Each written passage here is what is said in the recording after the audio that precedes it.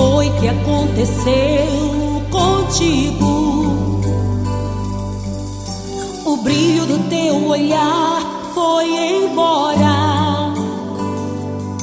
As pedradas que machucaram e feriram o coração te deixou sem motivações.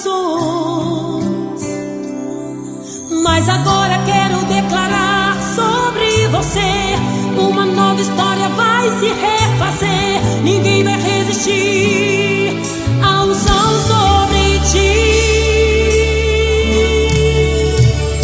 Não vai resistir o poder da unção. Não vai resistir a autoridade. Não vai resistir a voz do teu louvor. Quando o crente adora, o céu se move e o inferno se abala. As muralhas vão ao chão na mesma hora. Nenhuma obra do inimigo pode prosperar. A vitória sobre ti virá.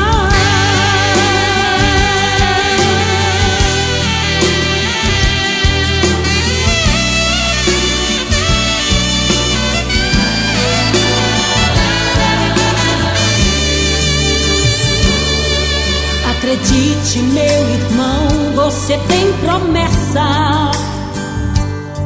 Você pode até pensar que Deus te esqueceu. Ele não resiste um servo que persiste em